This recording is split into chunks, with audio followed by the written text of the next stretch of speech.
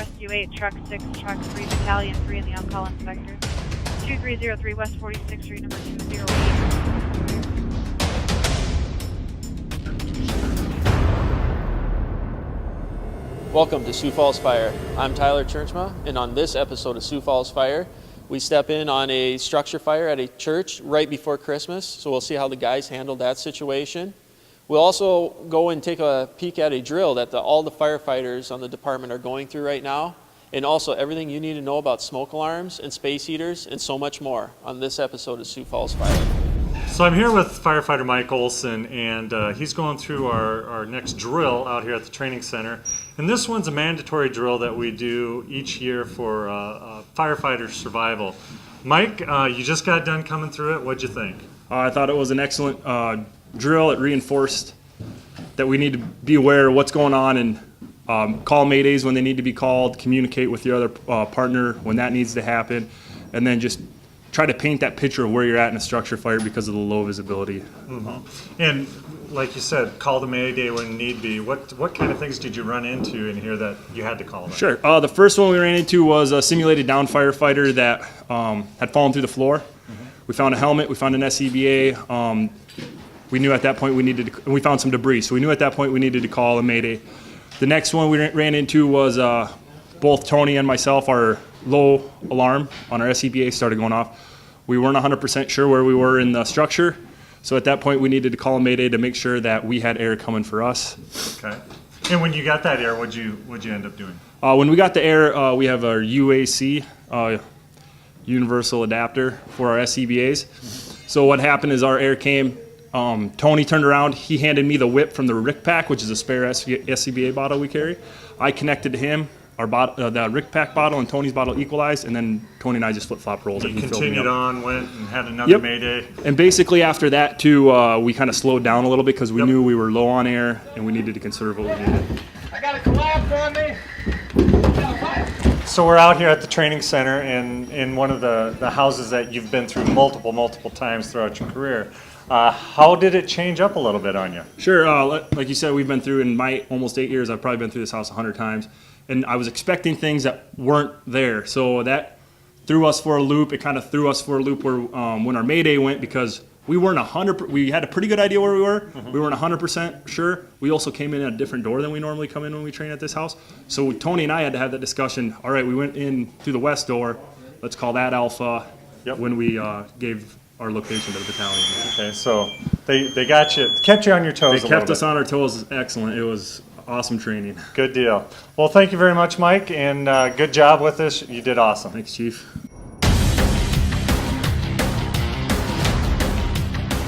We first pulled up to the structure. There wasn't much for smoke or anything showing on approach. We quickly did a 360 on the structure, went to the front side of the building, opened the door, and there was heavy smoke. We went in there to investigate. We saw through our thermal imaging camera that there was fire towards the back of the building. So we exited the structure, shut the door, came out, grabbed a hose, went to the back of the structure. We had to force a door to get closer to the fire. Kind of had to wind our way through a couple rooms to get to the seat of the fire. We eventually found it, very heavy smoke. Put some water on the fire. It was enough to quickly snuff the fire out. But after that, there was a large amount of smoke. So we had to open up a few doors, get some fans in, and clear it out. In this fire, particularly, it's kind of challenging. It's a larger structure. It's a church. So right now, there's smoke coming from the roof area, but it's a large building. So we don't know if there's extension from the fire, like up into the attic. There's no easy access. So right now, we got to go back in. We got to check it out, use our training, extinguish all the fire to make sure it doesn't flare up again. Right now we have a lot of trucks, a lot of fire personnel here at the scene. And some of us will leave as it calms down here, but we will have units here for numerous hours after this just to watch over the scene and ensuring scene safety. With temperatures dropping, people are dusting off the old space heaters to stay warm, find another way to stay warm. But when using space heaters, there's a lot of precautions you need to use to make sure you and your family are safe. So today I got Fire Inspector Kurt Johnson here with me. And we're just got a space heater here. We're going to take a look at it, go over some of the features and some of the safety precautions for you. So Kurt, thanks for coming on again. Yes, glad to be here. So the space heater here, it's one of the newer ones here. Kind of explain to me some of the new features that they offer compared to the old style. Well, with the newer heaters, they have more safety built in than you would with the older ones. This one here has a safety switch on the bottom here. So if it were to be on a flat surface and tipped over, that switch is going to go off and the space heater is no longer going to work. Also, the newer heaters have a thermal switch built in. If the heater were to be covered up, the heater would actually overheat and shut itself off. The problem with that is when the heater cools down, it's going to kick back on again. So the heater would sit there and turn on and off. That's kind of the way they run. That's the safety switches that they've built into the newer heaters. Okay. So now when we plug these in, should we plug these directly into the wall, or can we use an extension cord? The manufacturer's recommendation is not to use an extension cord. They do want it plugged directly into the wall, the socket right into the wall. But people don't always do what the manufacturer recommends. So we do recommend, if you do use an extension cord, we want you to use a heavy-duty extension cord, one that is rated for the heater. So many amps on the heater, and your extension cord would need to be able to handle so many amps. Okay. So when we have this on the ground now, it's got the tip-over protection. That's going to keep us with the kids and the pets running by and stuff. Should we have like a clearance around it? Placement of heater is very important in the home. You want the heater to be on a solid, flat surface. And then also with the heater, you want to be 3 feet away from the heat. As we always say as firemen, we want it to be 3 feet away from the furniture. We want it to be 3 feet away from clothing. And since you are plugging it into the wall, we want it to be 3 feet away from curtains. Anything that would burn, we want it to be at least 3 feet away from. Okay. And so now, when you go to bed at night, is it safe to keep it plugged in since it does have all those safety features in, or should we unplug it? You want to make sure that it is turned off for sure, but if it's unplugged from the wall, no energy can get to the heater to turn it on at all. You don't have to worry about it. You'll sleep better if it's unplugged. You won't have to worry about it. Okay. So now back to that thermal protection. So you're saying if something would fall on it, like a coat or a rag or something, and it gets too hot, then it just automatically shuts off? It will heat up itself, and then a switch will open up and turn the power off to the heater. But like I said, the heater will actually turn back on once it cools down. But it is a safety feature built into it, so try to prevent the fire from starting. Okay. And probably if you're leaving the home too, you should probably unplug it or shut it off at least. Anytime you're going to leave the home or leave the room actually for an extended period of time, we do wish that you would at the least turn it off, but you're always better off unplugging the energy from it. Okay. Is there anything else that we should know about space heaters? Any other safety? Just in general, keep the space heater 3 feet from anything that would burn. And then make sure you have smoke alarms in your home also that are in the working operating order. Okay. Well, thanks for your time, Kurt. Appreciate you coming on. Thank you. I'm here with firefighter Luke Smith, and thing that you guys were just working on is CPR on a downed firefighter. Talk a little bit about what you went through with that. So we worked on effectively getting a firefighter out of their gear if they're having a cardiac event. So being that cardiac events are one of the #1 killers of firefighters, we want to work on saving our own so that we can help save other people. By getting them out of their gear quickly and effectively, we can get to the CPR sooner, which hopefully can save their life down the line. So it's really kind of as a crew, you train, you work on it, so each person's got a certain thing to do, so you're ready in that situation, correct? Yeah, absolutely. We treat it really similar to a pit crew in a car race where everybody has a job. We can do that job as quickly and effectively, so the sooner we can do the CPR, the sooner we can hopefully get them out to the hospital and hopefully save their life. All right, well, that sounds good. I thank you for that, and we'll let you go on with the rest of the drill today. Sounds good. Thanks, Thank Chief. you. One of the easiest ways to protect you and your family in your home is to have working smoke alarms installed throughout your home. Smoke alarms are going to give you that early detection you need to get you and your family out safely in case there is a fire. Here today to talk to us about smoke alarms and what Sioux Falls Fire has to offer with smoke alarms is Fire Marshal Dean Lanier. Dean, thanks for being here today. Thanks for having me, Todd. So, first of all, how important are smoke alarms to have in your home? Smoke alarms are critical to home safety. They really are your first line of protection with regards to protecting your family and loved ones. So making sure that you have the right smoke alarms installed in the right locations and that they are maintained is critical to home safety. Okay. And now when we're installing smoke alarms, where should they be installed in your home? Well, I always advise people that there are two things to pay attention to when you're installing smoke alarms: where they don't belong and then where they do belong. Okay. They don't belong outside bathroom doors, and they don't belong right over your kitchen stove. Now, the reason that is because they will cause quite a few nuisance alarms if you put them in those locations. Smoke alarms have a difficult problem telling the difference between smoke and steam, so it's advisable that you make sure that they're at least 3 feet away from those openings. But where they do belong is everywhere else in your home: the places where you sleep, the places where you sit down and watch TV, the places where you gather around a table are critical locations that you want to make sure that you have a smoke alarm. And most importantly, in the bedroom. Okay. So now if people have questions, can they call fire prevention up, and what services do we offer to the Certainly. public? Well, just to give you a little insight, we install about 500 to 700 smoke alarms every year. We do this as a public service to everyone within our community to make sure that they have the minimal amount of protection within their home. Now, some might think that they're putting us out by coming to their home and doing this installation, but we really encourage people to make use of this service. What we're teaching as an end result of this is how to put them in and how to maintain them and when to tell that there's something wrong versus when they're not. So it really is about public education and an opportunity for us to talk with you about how to keep your family safe. Okay, so when we come over to your home, what type of smoke alarms? We got 2 different ones here. What are we installing in their homes for them? So essentially what we're starting off is, first of all, with a smoke alarm and carbon monoxide dual detection system. What it provides for you in addition to smoke alarm protection is carbon monoxide detection within your home, which is critical, especially since all of our homes use natural gas for heat. Any device that uses natural gas for heat could produce carbon monoxide as a result of just not operating very well, the appliance itself. So this does a really good job of making sure you have the proper protection inside your home as far as that's concerned. Okay. Then the next step is to make sure you have a device that's going to last as well as provide great protection for your home. These smoke alarms are 10-year battery operated smoke alarms.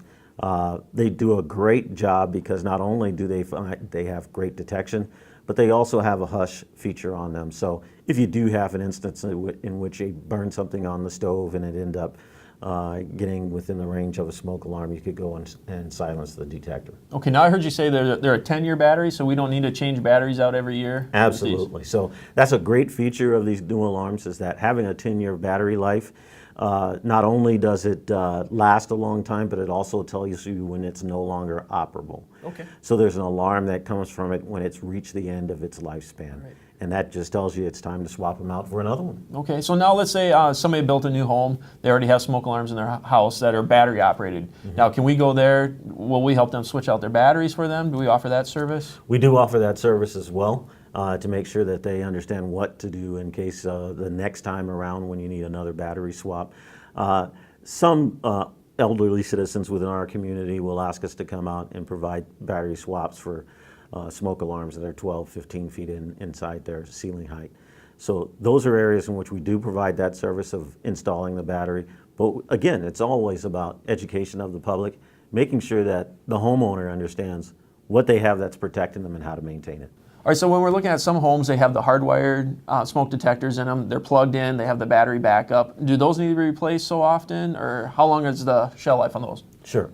So the nice thing about those hardwired detectors, it kind of indicates to me that they've been installed within the last few years. Your home may be a newer home.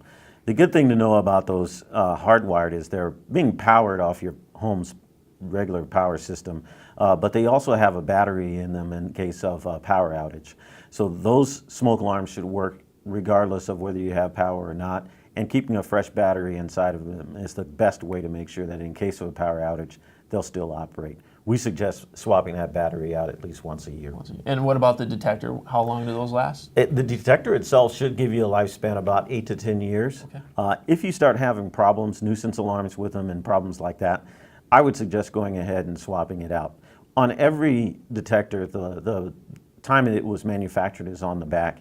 We encourage everybody that when you put new detectors in, go ahead and write the date of when it was installed on the back of them, so you have a good thumbnail sketch of when it was initially installed and when it's time to swap it out. Okay.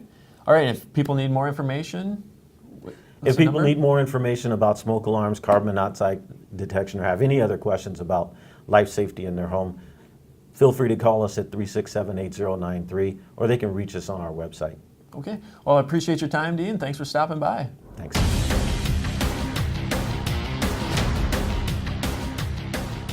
We are here at Station 10 today to take a look at the apparatus they have. We've, in the past, have looked at engines, and today we're going to take a look at a tender.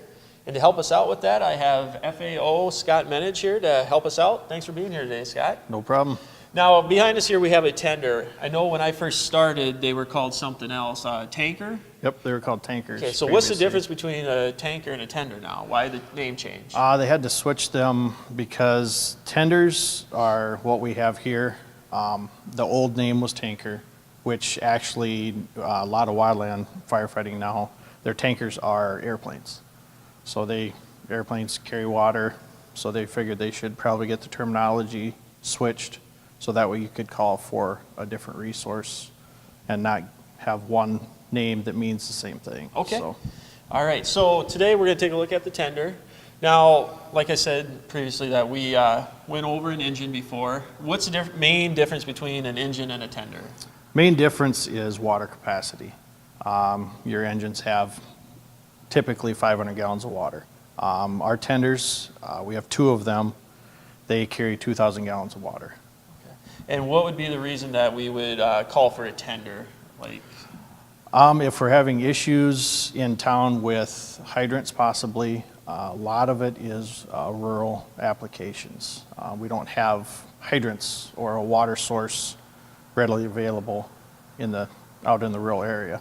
So then we come and we have a drop tank, which is a 2,500 gallon tank that we can set up, looks kind of like a swimming pool, and then we can fill that up. And then we go to a fill site and then start what we call a water shuttle. okay. All right, well, let's take a look at the tender, show us some of the stuff that's unique about the truck. And so looking at the cab of this tender here, it looks pretty familiar, same as the engine that we looked at previously.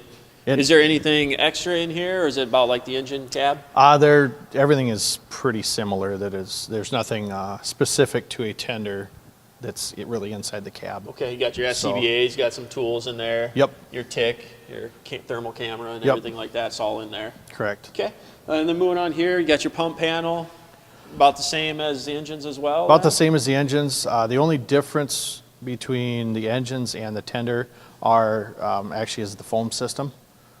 They have an injection system, and we have called an around the pump system. Okay, so when we're talking foam, what are you guys using the foam for? The foam is to basically, we always call it wet water. It helps to smother the fire, sometimes puts a layer over and just kind of smothers the fire out. All right, we'll move on down here. And what do we got going on in here?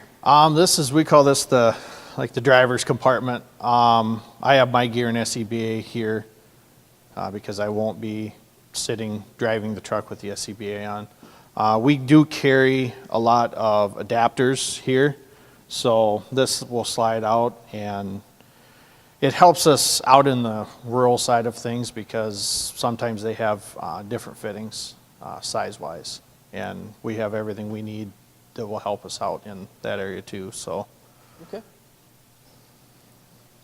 And over here, so you got chainsaws, and looks like you got a set of irons here as well. yep, forcible entry tools.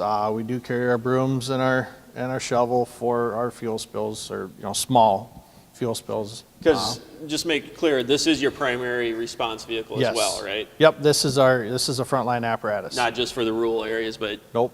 people might see this in town, in their local areas, going to fires and Yep. stuff like that as well. Yeah, this one we actually take this to all of our medical and all of our fire calls. So, this one here, we have, I guess, our low-level strainer here. This is what goes on to the end of our hard suction that will go and we'll drop that into our 2,500 gallon drop tank. Okay, And so it's actually then- going to suck water out of the tank into the truck. Correct. Okay. And that helps us, drafting is that process. And that's just when we don't have the availability of a hydrant. Just so I'm clear, like after you said it holds like 2,500 gallons of water, Yes. the drop tank does. Do you have more water come? How do you get more water into that?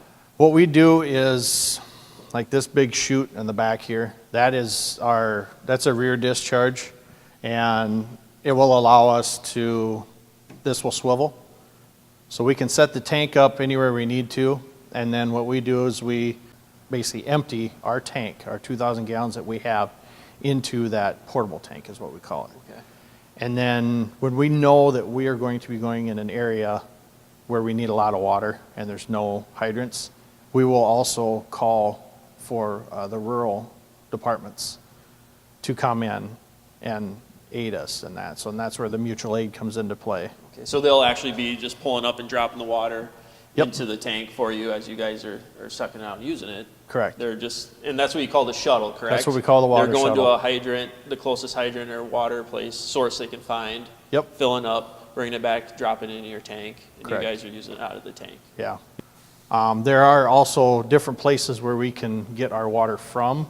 We can also go from ponds, and we could actually pull it out of the river if we needed to.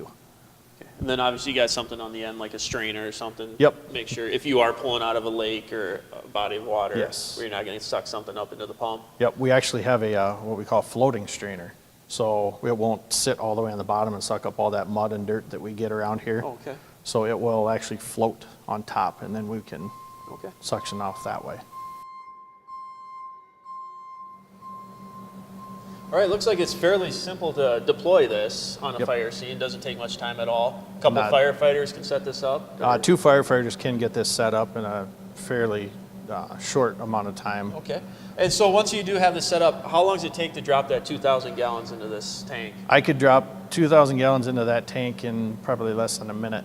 Less than a and minute. and have that all empty, filled, and then get to the fill site, and then filling this back up with 2,000 gallons of water could be done in around 3 minutes. Have it all filled. Okay. So, So, I mean, when we're thinking 2,000 gallons, what's something we could compare that to so people understand 2,000 gallons is quite a bit of water? it is.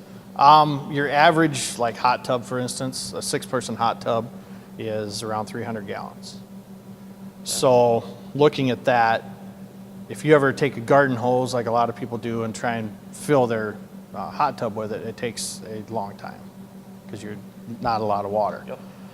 I could fill 6 hot tubs in, if they were all set up right, I could basically fill 6 of those within a minute. In a minute. So, yeah, you're That, moving a lot of water. that's the amount of water Yeah. that you're dealing with. So, Okay. All right. Well, thanks for your time, Scott. Appreciate it. no problem. Thank you for watching this episode of Sioux Falls Fire. I hope you enjoyed the show and you guys learned something new. If you want to learn more about Sioux Falls Fire Rescue, click the link below, and we'll see you next time.